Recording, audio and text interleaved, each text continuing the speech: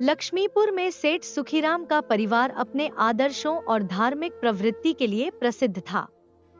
उनका घर भले ही धन धान्य से भरपूर था, लेकिन उससे भी अधिक समृद्ध थे उनके संस्कार। उनकी एकमात्र संतान सुकन्या, जो न केवल रूपलावण्य में अद्वितीय थी, बल्कि अपने गुणों और अच्छे व्यवहार से भी सभी का हृदय जीत लेती थी। एक दिन सुकन्या की माता शांति देवी पति सुखीराम के पास आईं और प्रेम भरे स्वर में बोली, अब सुकन्या विवाह योग्य हो गई है। हमें उसके लिए एक योग्य वर की तलाश करनी चाहिए। सेठ सुखीराम ने गहरी सांस ली और बोले, बिल्कुल, परंतु हमें ऐसा परिवार देखना होगा जो संपन्न हो, ताकि भविष्य में हमारी पुत्री को कोई कष्ट न हो। शांति देवी हल्की मुस्कान के साथ बोली, सेठ जी, मैं जानती हूँ कि हमारी बेटी जैसी भी परिस्थिति आए, उसमें अपनी गृहस्थी को हंसी खुशी निभा लेगी। वह सिर्फ धन से नहीं, संस्कारों से भी समृद्ध जीवन जी सकती है। सुखीराम ने उनकी बात पर सहमति जताई और बोले, तुम सही कह रही हो, पर फिर भी हम कोई जोखिम नहीं उठा सकते। मैं आज ही पंडित जी को बुला लेता हूँ और उन्हें कह देता हूँ कि हमें सुकन्या के लिए एक योग्य वर की तलाश है। सेठ सुखीराम ने पंडित जी को बुलवाया। पंडित जी ने कई परिवारों की जांच पड़ताल के बाद सूरजगढ़ के प्रसिद्ध व्यापारी सेठ करोड़ीमल के पुत्र से सुकन्या का रिश्ता तय कर दिया। करोड़ीमल का परिवार धन धान्य से भरपूर और प्रतिष्ठित था। परिवार में अच्छे संस्कार थे, परंतु करोड़ीमल स्वयं थोड़ा कंजूस और कान का कच्चा था। वह दूसरों की कही बातों में जल्दी आ जाता था, जिससे कई बार अनावश्यक उलझनें पैदा हो जाती थी। सुकन्या के विवाह के पश्चात घर में पहले जैसी चहल पहल नहीं रही। जहां पहले उसकी हंसी खुशी से घर गूंजता था, अब वहां एक अजीब सी शांति थी। एक दिन सेठ सुखीराम अपनी पत्नी शांति से बोले, शांति, पिछले कुछ दिनों से सुकन्या की बहुत याद आ रही है। विवाह को 1 वर्ष से अधिक हो गया, परंतु ऐसा लगता है जैसे वह अभी कहीं से आएगी। शांति देवी की आंखों में भी नमी आ गई। हाँ, सुकन्या के बिना घर सुनसान सा हो गया है। उसकी हंसी की गूंज अब केवल यादों में रह गई है। सेठ सुखीराम ने कहा, मैं कल ही सूरजगढ़ जाकर सुकन्या का हालचाल लाऊंगा। तुम उसके लिए कुछ उपहार तैयार कर देना। शांति देवी ने सहमति में सिर हिलाया और सुकन्या के लिए एक सुंदर बनारसी साड़ी और कुछ आभूषण तैयार करने लगी। अगले दिन भोर होते ही सेठ सुखीराम अपनी बेटी सुकन्या के ससुराल सूरजगढ़ के लिए रवाना हुए। मन में उत्साह भी था और थोड़ी चिंता भी। आखिर अपनी लाडली से मिले 1 साल से ज्यादा हो गया था। रास्ते भर उनके दिल में तरह तरह के विचार आ रहे थे। क्या सुकन्या खुश होगी? क्या उसे कोई परेशानी तो नहीं? जब वह सूरजगढ़ पहुंचे तो हवेली के मुख्य द्वार पर सेठ करोड़ीमल ने उनका गर्मजोशी से स्वागत किया। आइए आइए समधी जी, बड़े दिनों बाद हमारी याद आई, करोड़ीमल ने मुस्कुराते हुए कहा। सुखीराम ने हल्की हंसी के साथ जवाब दिया, क्या करें समधी जी, रिश्ता ऐसा है कि हर रोज आने का मन करता है, पर समय और जिम्मेदारियां आड़े आ जाती हैं। इतने में अंदर से सुकन्या दौड़ती हुई आई। उसकी आंखों में अपने पिता को देखने की खुशी चमक रही थी। पिताजी, आप कैसे हैं? सुकन्या ने भावुक होकर उनके चरण छुए। मैं बिल्कुल ठीक हूँ बेटी, और तेरी माँ भी अच्छी है, पर हम सब बस तेरे बिना जीना सीख रहे हैं। सुखीराम ने हल्के से आह भरी। करोड़ीमल मुस्कुराते हुए बोले, अरे बहू, क्या अपने पिताजी का पेट सिर्फ बातों से ही भरोगी? कुछ चाय पानी का भी इंतजाम करो। जी, अभी करती हूँ। सुकन्या हंसते हुए अंदर चली गई। कुछ देर बाद जब सब चाय नाश्ते के लिए बैठे तो सुखीराम ने प्यार भरी नजरों से अपनी बेटी को देखा। फिर उन्होंने संकोच से करोड़ीमल से कहा, समधी जी, यदि कभी जाने अनजाने मेरी सुकन्या से कोई गलती हो जाए तो उसे माफ कर दीजिएगा। करोड़ीमल ने तुरंत जवाब दिया, अरे समधी जी, कैसी बातें कर रहे हैं। सुकन्या ने इतने कम समय में ही इस घर में वो जगह बना ली है जिसे बनाने में सालों लग जाते हैं।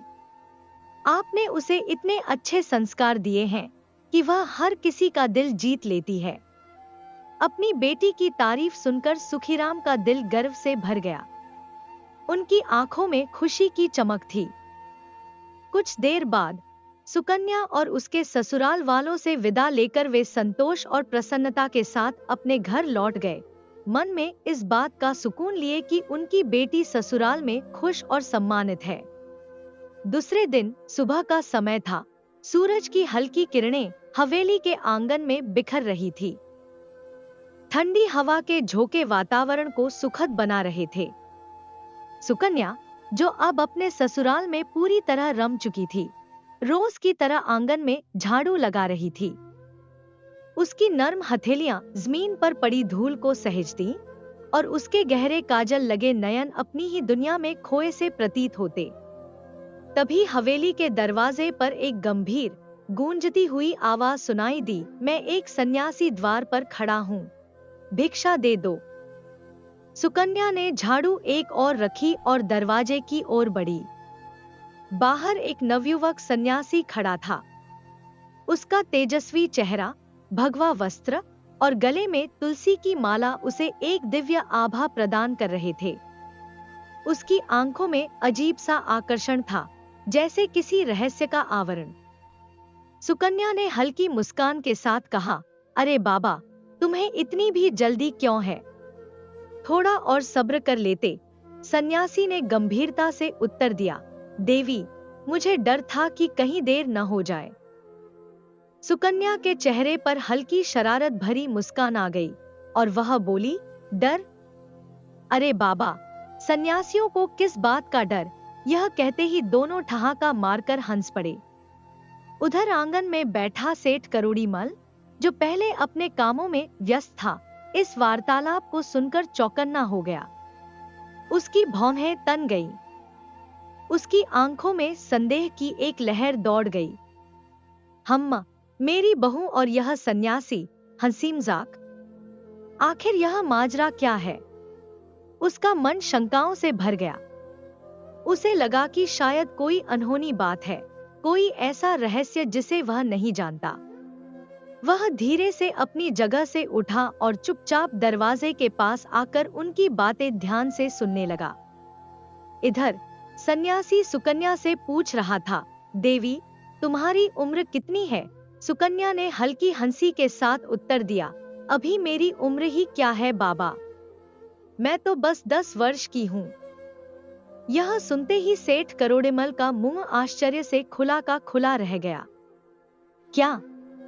यह क्या कह रही है? मेरी बहू की उम्र तो 22 साल है। फिर यह सन्यासी से झूठ क्यों बोल रही है? उसके मन में शंकाओं का तूफान उठने लगा। हो न हो, मेरी बहू और इस सन्यासी के बीच कोई राज जरूर छुपा है। मैं पूरी सच्चाई जाने बिना चैन से नहीं बैठ सकता। अब सेठ करोड़ीमल की आंखों में केवल एक ही सवाल था, इस सन्यासी और मेरी बहू के बीच आखिर क्या संबंध है? लेकिन यह तो बस शुरुआत थी। सन्यासी ने आगे पूछा, अच्छा, तुम्हारी सासू माँ घर पर है? उनकी उम्र कितनी होगी? सुकन्या ने सहजता से उत्तर दिया, महात्मा जी, उनकी उम्र 8 वर्ष की है। अब तो करोड़ीमल के दिमाग में और भी उलझन पैदा हो गई। वह मन ही मन सोचने लगे, यह क्या नाटक हो रहा है? यह मेरी पत्नी को 8 वर्ष की बता रही है। कहीं बहू सचमुच पागल तो नहीं हो गई? उन्होंने खुद को संभालते हुए सोचा, अभी बीच में जाकर पूछना सही नहीं होगा। पहले पूरी बात सुन लेता हूँ। अगर मामला गंभीर हुआ तो बेटे से कहूंगा कि वह इस पागल औरत को छोड़ दे। उधर सन्यासी ने एक और प्रश्न किया, देवी, तुम्हारे पति की उम्र कितनी है? सुकन्या ने चुटकी लेते हुए कहा, महात्मा जी, मेरे पति की उम्र तो अभी सिर्फ 4.5 साल की है। अब तो करोड़ीमल की बेचैनी और बढ़ गई। उन्होंने खुद से कहा, अब यह हद हो गई। यह लड़की मुझे क्या समझती है? अपनी उम्र 10 साल, मेरी पत्नी की 8 साल और मेरे बेटे की सिर्फ 4.5 साल बता रही है। अब देखता हूँ मेरे बारे में क्या कहती है। करोड़ीमल सांस रोककर अगली बात सुनने लगे और उनके मन में सवालों की आंधी चल रही थी। आखिर सुकन्या ऐसा क्यों कह रही है? तभी सन्यासी ने एक आखिरी प्रश्न किया, अच्छा देवी, आपके ससुर की उम्र कितनी होगी? सुकन्या ने सहज भाव से उत्तर दिया, महात्मा जी, मेरे ससुर का तो अभी जन्म भी नहीं हुआ। अब तो करोड़ीमल का पारा पूरी तरह चढ़ गया। उनका सिर चकराने लगा और वे गुस्से से बड़बड़ाने लगे, यह क्या मजाक है? यह तो पूरी तरह पागल हो गई है। मेरे बेटे से इसका विवाह हुआ है और यह कह रही है कि मेरे ससुर का अभी जन्म भी नहीं हुआ। यह कैसी उल्टी सीधी बातें कर रही है। इधर सुकन्या ने सन्यासी को भिक्षा दी और घर के अंदर चली गई। लेकिन करोड़ीमल के दिमाग में सवालों का बवंडर उठ चुका था। उन्होंने तय कर लिया कि अब वे चुप नहीं बैठेंगे। उन्होंने सोचा, मुझे तो इस बहू को घर से निकाल देना चाहिए। यह मेरे बेटे को धोखा दे रही है और शायद इस सन्यासी से कोई अवैध संबंध भी रखती है। वे तुरंत अपने नौकर को बुलाए और आदेश दिया, जाओ, सुकन्या के माता पिता को खबर कर दो, कह दो कि वे तुरंत यहाँ आएं। सेठ करोड़ीमल के चेहरे पर गहरी चिंता की लकीरें उभर आई थी। वह तेजी से पंचायत भवन की ओर बढ़ रहे थे। गांव के कुछ बुजुर्ग और नौजवान उन्हें इस हाल में देखकर हैरान थे। अरे सेठ जी, क्या बात हो गई जो आप इतने परेशान लग रहे हैं? मुखिया जी ने आश्चर्य से पूछा। सेठ करोड़ीमल ने लंबी सांस भरी और दुख भरे स्वर में बोले, मुखिया जी, आज मैं किसी को मुंह दिखाने लायक नहीं रहा। मेरी पुत्रवधू ने हमारे परिवार की इज्जत मिट्टी में मिला दी है। वह चरित्रहीन निकली और साथ ही इतनी बड़ी मक्कार है कि मैं आपको बता नहीं सकता। अब मैं इस औरत से छुटकारा चाहता हूँ। यह सुनकर पंचायत के सदस्य चौंक गए। गांव के कुछ लोग भी पास खड़े होकर सेठ की बातें सुनने लगे। मुखिया जी ने गंभीर स्वर में कहा, यह तो बहुत गंभीर मामला लग रहा है सेठ जी। लेकिन बिना पंचायत के निर्णय के आप अपनी पुत्रवधू को दोषी कैसे ठहरा सकते हैं? पहले पूरी बात पंचायत में रखी जानी चाहिए। करोड़ीमल ने तुरंत हाथ जोड़कर कहा, यही तो मैं चाहता हूँ। मुखिया जी, आप सभी मेरे घर चलिए। मैं पंचायत के सामने ही अपनी व्यथा सुनाऊंगा। सेठ के बार बार आग्रह करने पर पंचायत के सभी पंच उनके साथ चल पड़े। गांव के लोग भी उत्सुकता से इस मामले को सुनने के लिए उनके पीछे पीछे चल दिए। सेठ के घर पहुंचते ही उन्होंने आंगन में चौपाल बिठा दी। कुछ ही देर में गांव के प्रतिष्ठित लोग, बुजुर्ग और अन्य पंचायत सदस्य दरवाजे पर इकट्ठा हो गए।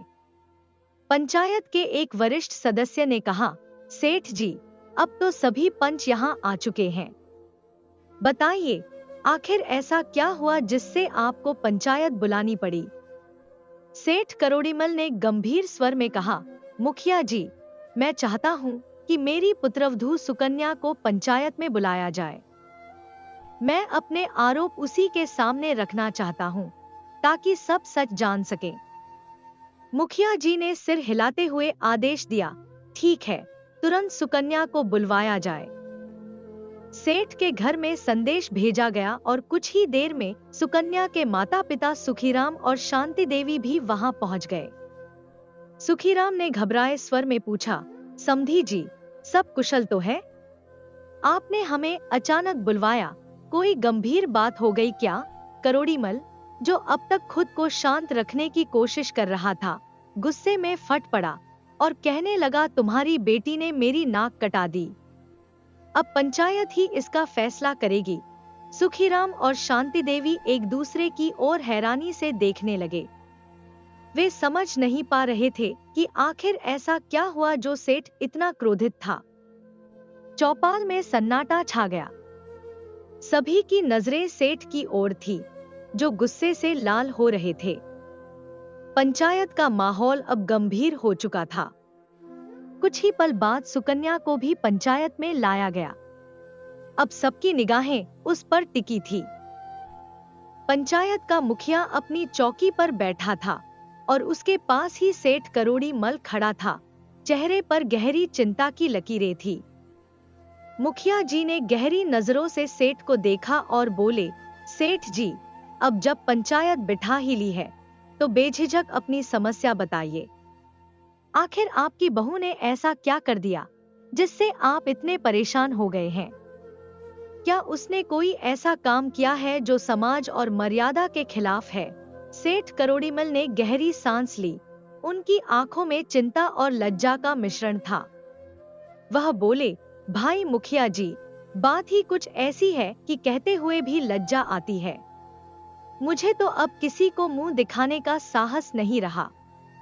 आप लोग जानते हैं कि मैं इस गांव का सबसे प्रतिष्ठित व्यापारी हूं, लेकिन मेरी बहू ने मेरी इज्जत मिट्टी में मिला दी। इतना सुनते ही पंचायत में हलचल मच गई। ग्रामीण आपस में कानाफूसी करने लगे।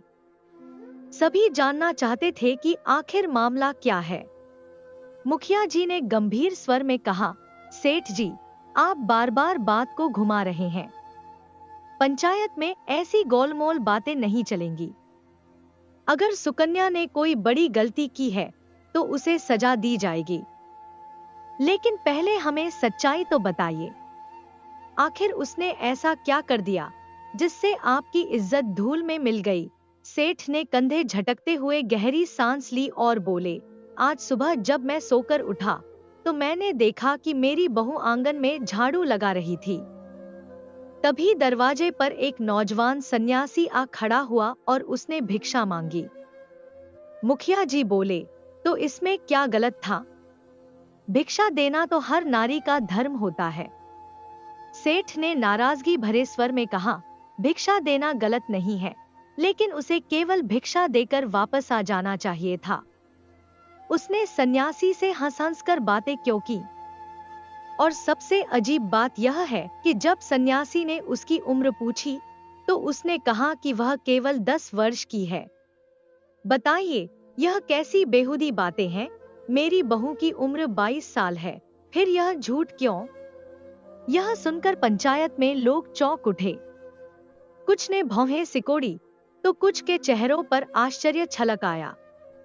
सेठ ने आगे कहा, इतना ही नहीं, जब सन्यासी ने मेरी पत्नी की उम्र पूछी तो उसने कहा कि वह केवल 8 साल की है, और जब उसने मेरे बेटे की उम्र पूछी तो मेरी बहू ने कहा कि उसका पति सिर्फ 4.5 साल का है। क्या यह सब बकवास नहीं है? अब तो पंचायत में लोग फुसफुसाने लगे। हर कोई इस अजीबोगरीब जवाब से हैरान था।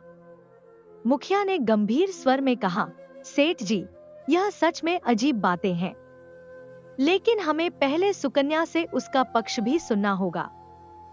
सुकन्या, जो अब तक शांत खड़ी थी, धीरे धीरे आगे आई। उसकी आंखों में कोई डर या झिझक नहीं थी।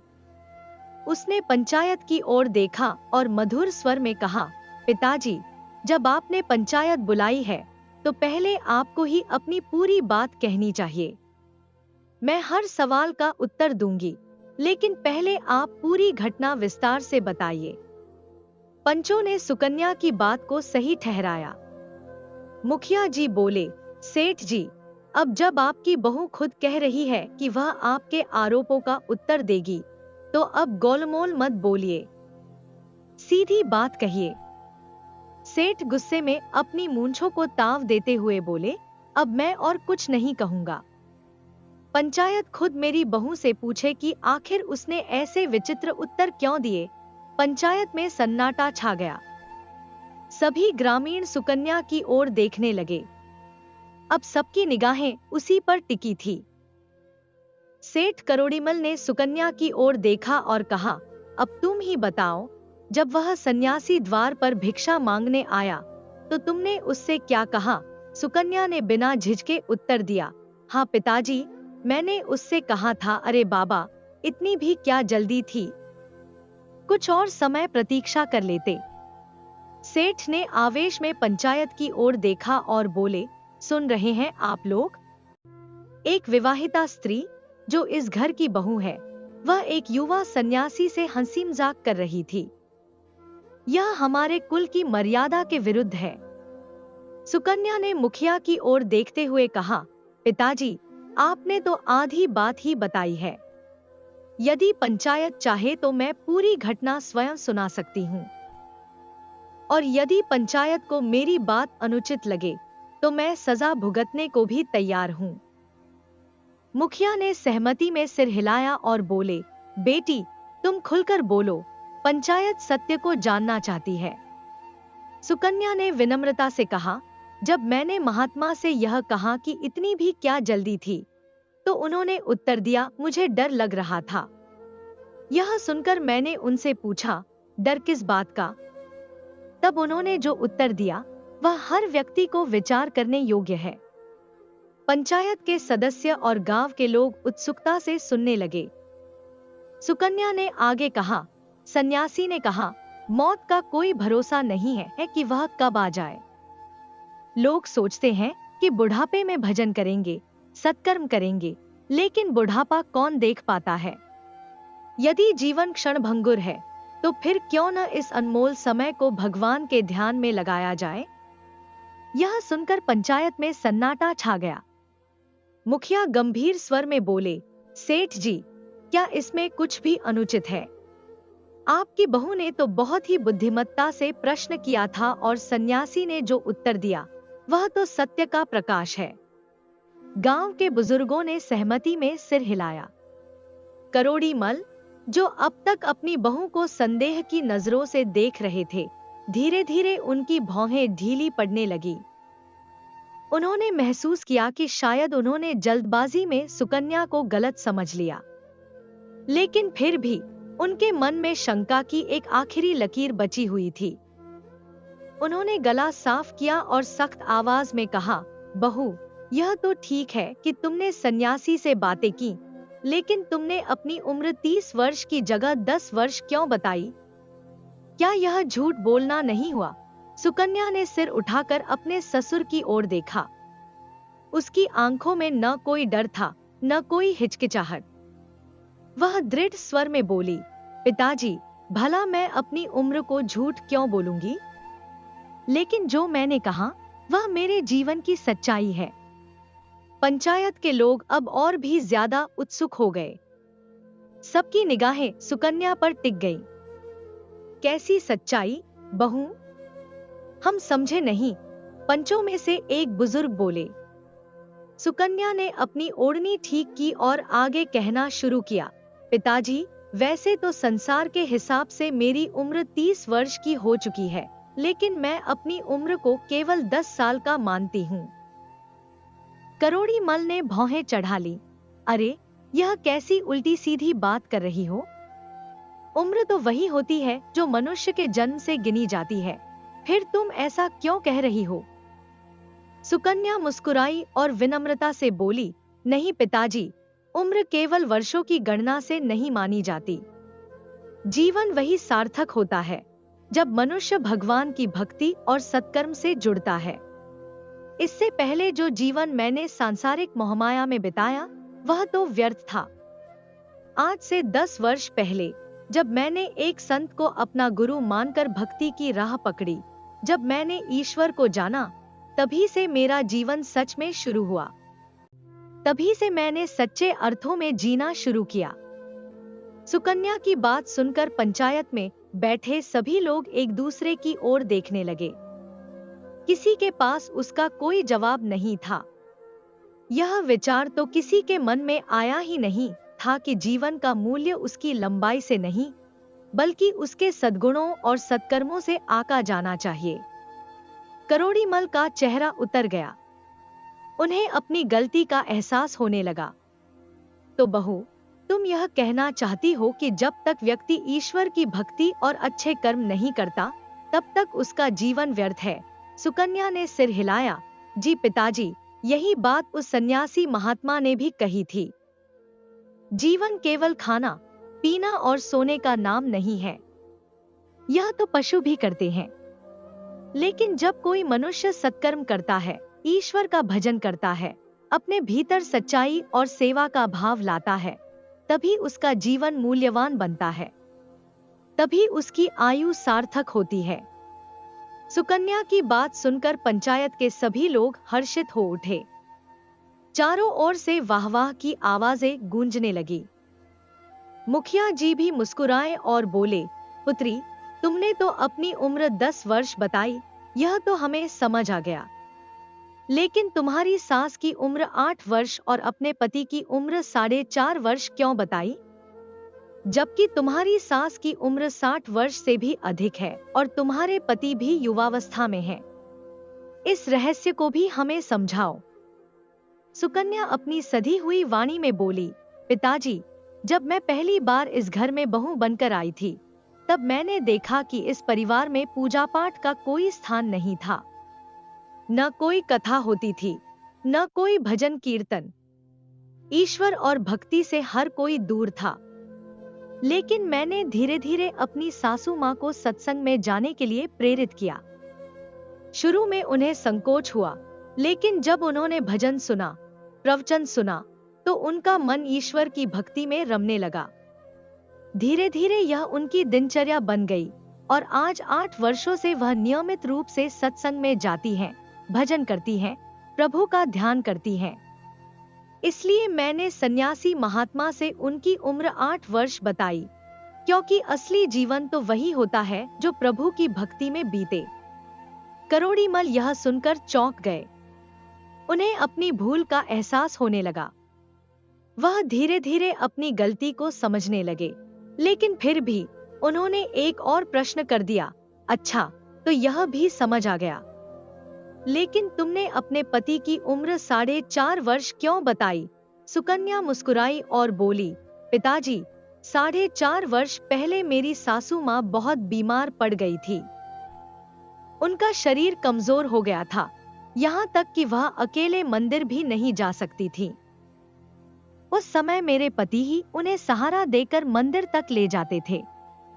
शुरू में तो वह केवल माँ का साथ देने जाते थे, लेकिन वहां जाकर जब उन्होंने भगवान के दर्शन किए, भजन सुने और संतों की वाणी को आत्मसात किया, तब उनका भी झुकाव धर्म की ओर होने लगा। धीरे धीरे उनका मन भी भक्ति में रमने लगा और अब 4.5 वर्षों से वह भी ईश्वर के प्रति समर्पित हो गए हैं। इसलिए मैंने उनकी उम्र 4.5 वर्ष बताई, क्योंकि आध्यात्मिक रूप से उनका जन्म तभी हुआ जब उन्होंने भगवान को पहचाना। अब तक पंचायत में सन्नाटा छा गया था। हर कोई सुकन्या की बातों को बड़े ध्यान से सुन रहा था। फिर करोड़ीमल ने भारी आवाज में पूछा, लेकिन बहू, तुमने मेरे बारे में जो कहा वह बहुत चौंकाने वाला था। तुमने यह कैसे कह दिया कि मेरा जन्म अभी हुआ ही नहीं? सुकन्या ने विनम्रता से उत्तर दिया, पिताजी, मैं जब इस घर में आई तब से आज तक मैंने कभी आपको मंदिर जाते नहीं देखा। न कभी पूजा पाठ किया, न कोई कथा सुनी, न कभी किसी गरीब को दान दिया। आप हमेशा सांसारिक धन और व्यापार में उलझे रहे, लेकिन असली संपत्ति तो आध्यात्मिक होती है। जब तक कोई मनुष्य भगवान को नहीं पहचानता, उसकी भक्ति में नहीं आता, तब तक उसका जन्म अधूरा है। इसलिए जब सन्यासी महात्मा ने मुझसे आपकी उम्र पूछी, तो मैंने कहा कि मेरे ससुर का अभी जन्म ही नहीं हुआ। यह सुनकर पंचायत में बैठा हर व्यक्ति सोच में पड़ गया। कुछ लोगों की आंखों में श्रद्धा के भाव आ गए, तो कुछ लोग अपनी जीवन शैली पर विचार करने लगे। मुखिया जी बोले, सेठ जी, आपकी बहू केवल गुणी ही नहीं, बल्कि बहुत ही विदुषी नारी है। आज इसने हम सबको एक बड़ा सबक सिखाया है। करोड़ीमल का सिर शर्म से झुक गया। वह धीरे धीरे उठे और अपनी बहू के पास आकर बोले, बहू, मुझे माफ कर दो। मैंने तुम्हें गलत समझा, लेकिन आज तुमने मेरी आंखें खोल दी। अब मैं भी संकल्प लेता हूँ कि अपने जीवन को सही दिशा में मोड़ूंगा। सुकन्या ने अपने ससुर को हाथ जोड़ते देखा तो वह घबरा गई। वह जल्दी से उनके पास गई और नम्रता से बोली, पिताजी, आप इतने बड़े हैं, आप मेरे ससुर हैं, आपको इस तरह मुझसे क्षमा मांगने की जरूरत नहीं। यह तो मेरा सौभाग्य है कि मुझे आपको सत्य का मार्ग दिखाने का अवसर मिला। गांव के मुखिया और पंच भी अभिभूत हो गए। करोड़ी मल ने गांव के पंचों के सामने हाथ जोड़कर कहा, भाइयों, मैं अब समझ गया कि जीवन का असली सार क्या है। मैं आज संकल्प लेता हूँ कि अब से मैं भी भगवान की भक्ति करूंगा, सत्कर्म करूंगा और अपनी बाकी की जिंदगी धर्म के मार्ग पर चलकर बिताऊंगा। सुकन्या मुस्कुराई और बोली, पिताजी, जब जागो तभी सवेरा। करोड़ीमल ने भावुक होकर अपनी बहू को गले लगा लिया। वह बहू का हाथ पकड़कर घर के अंदर चला गया। आज से उसका नया जीवन शुरू हो रहा था। अगले दिन सूरज की पहली किरण के साथ ही करोड़ीमल ने अपने मुनीम को बुलाया।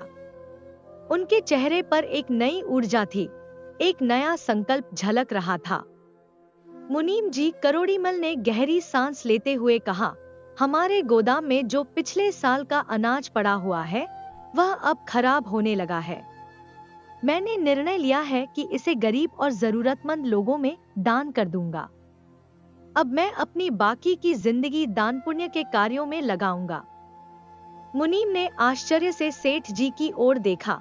यह बदलाव अप्रत्याशित था, लेकिन मालिक का आदेश था, अतः वह तुरंत मजदूरों को बुलाकर गोदाम से पुरानी गेहूं की बोरियां निकलवाने लगा।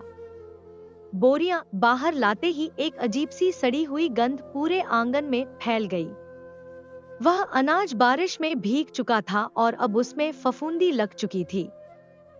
इतने में घर के अंदर से सुकन्या बाहर आई। जैसे ही उसने सड़े हुए अनाज की बोरियों को देखा और उनके कारण फैली बदबू को महसूस किया, उसके चेहरे पर असमंजस के भाव आ गए।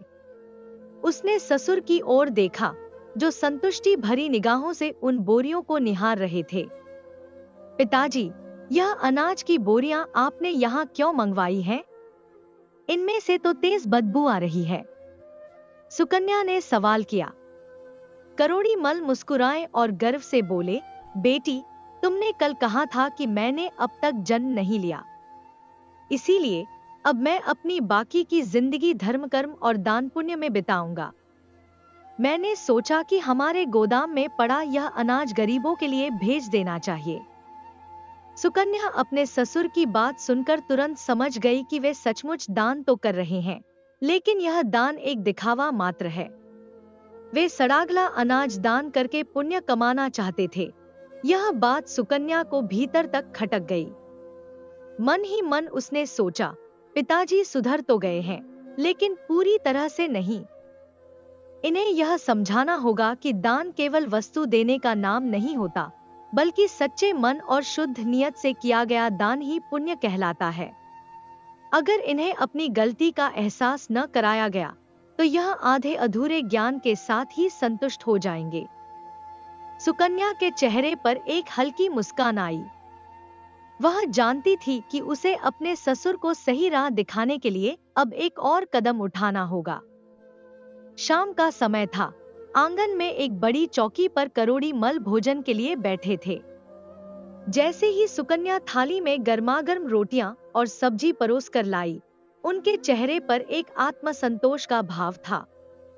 करोड़ीमल ने जैसे ही पहली रोटी का टुकड़ा तोड़ा और उसे मुंह में डाला, उनका चेहरा तुरंत ही बिगड़ गया। उन्होंने रोटी को तेजी से बाहर थूका और मुंह पर हाथ रखते हुए उठ खड़े हुए। उनके चेहरे पर घृणा और असहनीय स्वाद का भाव साफ झलक रहा था। अरे बहू, ये तुमने कैसी रोटियां बनाई हैं? इतनी बदबू आ रही है कि मेरा तो सारा मुंह ही खराब हो गया, उन्होंने गुस्से से कहा। सुकन्या चुपचाप खड़ी मुस्कुरा रही थी। उसने जानबूझकर इस पल का इंतजार किया था। पिताजी, मैंने तो रोज की तरह ही रोटियां बनाई हैं, उसने शांत स्वर में जवाब दिया। नहीं बहू, आज की रोटियां वैसी नहीं हैं जैसी तुम रोज बनाती हो। इनसे तो बहुत ही गंदी दुर्गंध आ रही है। कहीं इनमें कोई कीड़ा मकोड़ा तो नहीं गिर गया? करोड़ीमल ने गुस्से से सवाल किया।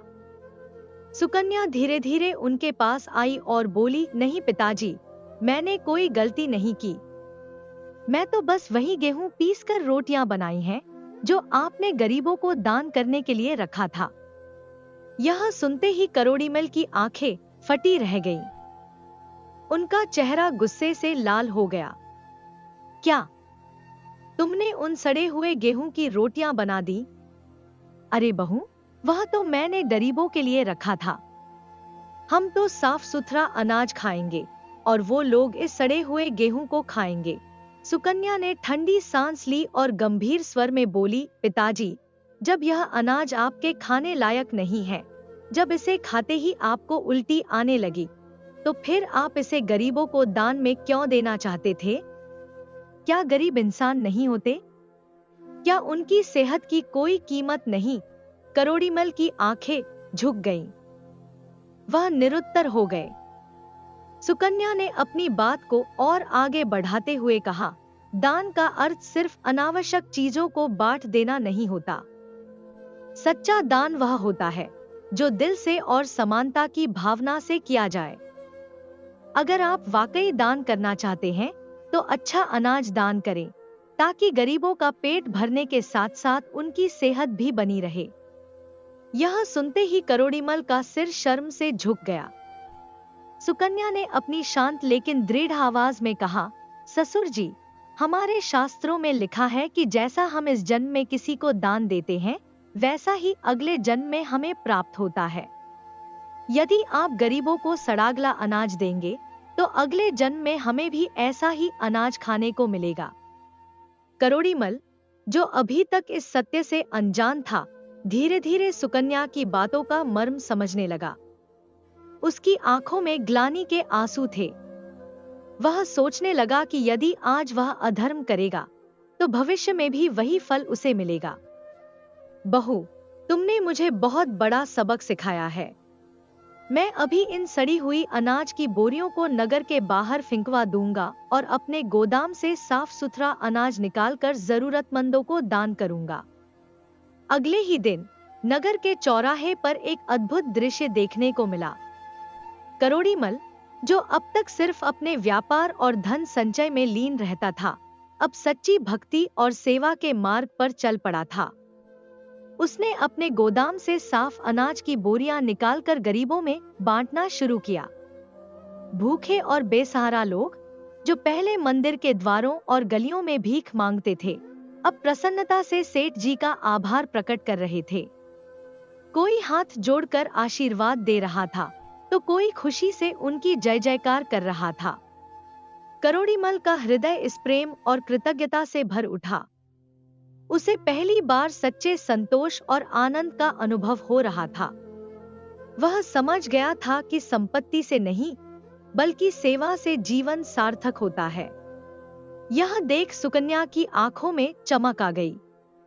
उसने तुरंत अपनी सास से कहा, माँ जी, आप पड़ोस की सभी औरतों को बुलाकर लाइए, आज हमें बधाइयां गानी हैं। सास को समझ नहीं आया कि बहू ऐसा क्यों कह रही है, लेकिन उसने फिर भी आज्ञा का पालन किया। थोड़ी ही देर में पड़ोस की सभी महिलाएं सजीत जी घर के आंगन में आ गईं। सुकन्या ने हंसते हुए घोषणा की, आज मेरे ससुर जी का जन्म हुआ है, इसलिए हम सब बधाइयां गाएंगे। सभी महिलाएं एक दूसरे की ओर आश्चर्य से देखने लगी। क्या बात कर रही हो बहू? सेठ जी तो पहले ही इस दुनिया में जन्म ले चुके हैं। सुकन्या मुस्कुराई और बोली, मनुष्य का जन्म तभी सार्थक होता है जब वह धर्म और सेवा के मार्ग पर चलता है। जो व्यक्ति केवल अपने स्वार्थ में डूबा रहता है, जिसने कभी धर्म और परोपकार का मार्ग नहीं अपनाया, वह वास्तव में जीवित नहीं होता। लेकिन आज मेरे ससुर जी ने अपनी आत्मा को नया जन्म दिया है। उन्होंने सच्ची मानवता को अपनाया है। इसीलिए आज उनके जन्म का उत्सव मनाने का दिन है। यह सुनकर सभी महिलाएं ढोलक निकाल कर ले आईं और बधाइयां गाने लगी। पूरे घर में मंगल गीत गूंज उठे। बधाई हो, सच्चा जन्म मिला सेठ जी को। अब सेवा में जीवन बीतेगा, अब पुण्य के फूल खिलेंगे। करोड़ीमल, जो अभी अभी दान कर घर लौटा था, यह दृश्य देखकर चकित रह गया। उसकी आंखों से आंसू बहने लगे। उसने अपनी बहू सुकन्या के चरण छूते हुए कहा, आज तुमने मेरी आंखें खोल दी बहू। सचमुच मैं आज ही जन्मा हूँ। सुकन्या ने अपने ससुर को सहारा दिया और कहा, पिताजी जब जागो तभी सवेरा। भगवान का स्मरण, सेवा और परोपकार ही जीवन का असली उद्देश्य है। आपने आज वह राह पकड़ ली है, यही सबसे बड़ी बात है। उस दिन से करोड़ीमल पूरी तरह बदल गया। उसने अपनी बाकी जिंदगी गरीबों की सेवा, सत्संग और भक्ति में लगा दी। नगर के लोग अब उसे केवल धनवान व्यापारी के रूप में नहीं, बल्कि एक सच्चे दानी और धर्मपरायण व्यक्ति के रूप में जानने लगे। दोस्तों, धन, वैभव और संपत्ति से अधिक मूल्यवान होती है मानवता, सेवा और सच्ची भक्ति। जब हम अपने कर्मों को सुधारते हैं, तभी हमारा वास्तविक जन्म होता है। दोस्तों, अगर आपको वीडियो अच्छी लगी हो तो जाने से पहले प्लीज इस वीडियो को लाइक और चैनल को सब्सक्राइब करते हुए जाइए। और हाँ, कमेंट में लिखकर जरूर बताएं कि आपको वीडियो कैसी लगी। धन्यवाद। हंसते रहिए, मुस्कुराते रहिए, लाइफ में मोटिवेटेड रहिए।